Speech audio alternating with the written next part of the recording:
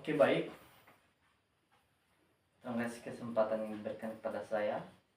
Pada kali ini, perkenalkan, nama saya Jiprianus Diliwu.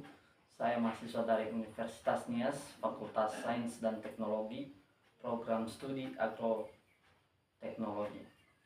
Pada kesempatan kali ini, saya akan menjelaskan pada kita semua bagaimana transformasi teknologi di bidang pertanian. Nah, di sini saya mengambil sampel salah satu alat teknologi pertanian. Nah, pada video kali ini saya akan menjelaskan alat mesin pertanian, baik itu dari manual, modern, hingga sampai pada AI. Nah, kita masuk pada alat mesin pertanian manual, yang dimana di sini kita bisa melihat bahwa alat mesin pertanian ini masih menggunakan secara manual, yang dimana ini bisa diaplikasikan dengan cara menggunakan tenaga manusia dengan cara diengkol. Nah, adapun kelemahan dan kelebihan alat mesin pertanian ini. Nah, salah satunya kelemahannya yaitu dalam mengaplikasikan alat mesin pertanian ini, adapun tenaga manusia yang akan dikeluarkan. Nah, dalam penggunaan alat mesin pertanian ini dibutuhkan tenaga manusia yang cukup besar dibanding dengan alat mesin modern sekarang ini. Nah, selain kelebihannya, adapun kelemahan dari alat mesin pertanian ini, yang dimana kelemahannya ketika kita melakukan penyemprotan, maka kita bisa pastikan tekanan dari nozzle dari penyemprotan ini kurang efisien atau kurang maksimal dibanding dengan sprayer era modern. Nah, dibalik itu semua, ada pun keunggulan dari sprayer ini, yang dimana dia tidak membutuhkan tenaga listrik, dan dia hanya membutuhkan tenaga dari manusia, yang dimana dia akan diengkol, lalu tekanan air dari pompa ini akan mengalir pada pipa tersebut dan masuk ke nozzle. Nah, itu perbedaan manfaat, keunggulan, dan perbedaan dari sprayer ini. Nah, kita masuk pada era modern sekarang, yang dimana kebanyakan para petani sekarang menggunakan sprayer tipe gendong yang bermerek Nagata. Nah, pada alat mesin pertanian ini kita bisa melihat bahwa perbedaannya sangat jauh.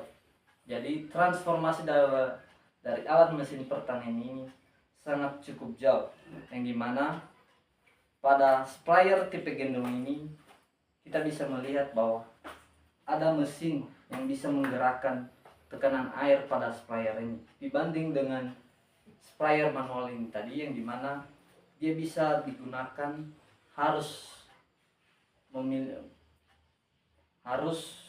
menggunakan tenaga manusia, dibanding dengan sprayer yang satu ini bisa secara manual dan juga bisa secara tenaga mesin.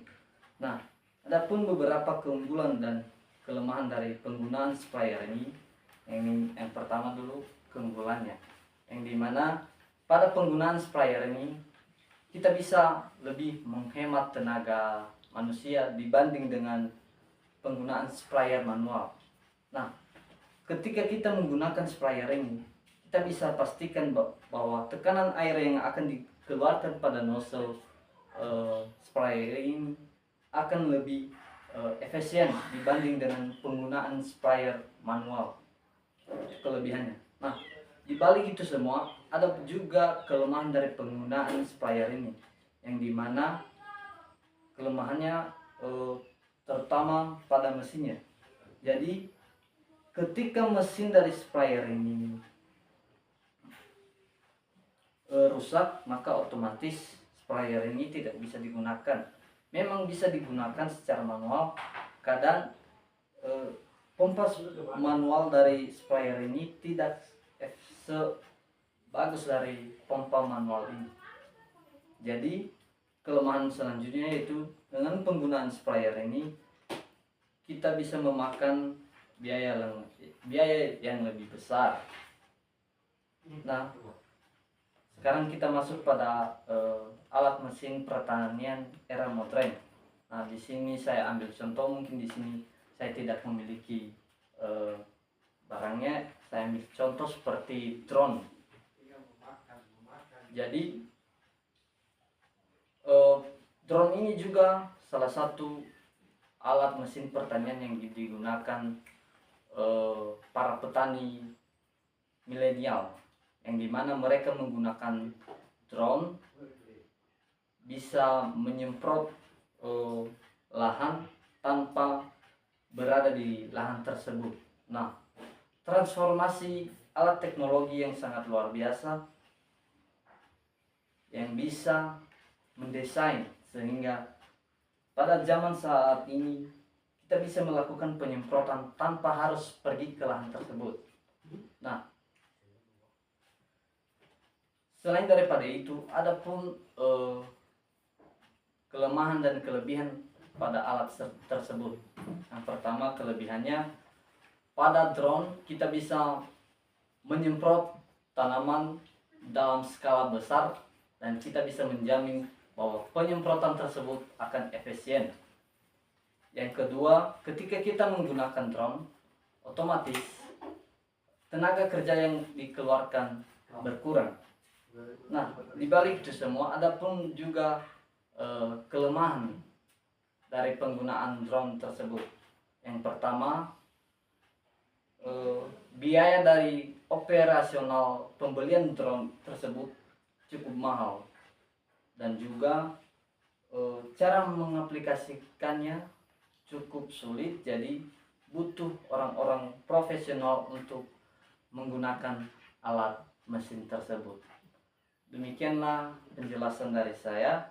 Saya mengambil kesimpulan, jadi setiap alat mesin pertanian dari zaman ke zaman ada perubahan.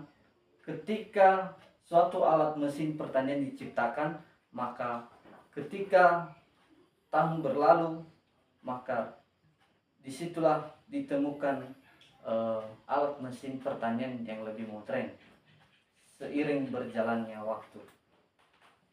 Jadi tujuannya itu semua untuk meningkatkan produktivitas para pertanian dan agar hasil dari produksi pertanian lebih berhasil dan juga produksi dari pertanian lebih banyak. Demikianlah video saya. Terima kasih ya Allah.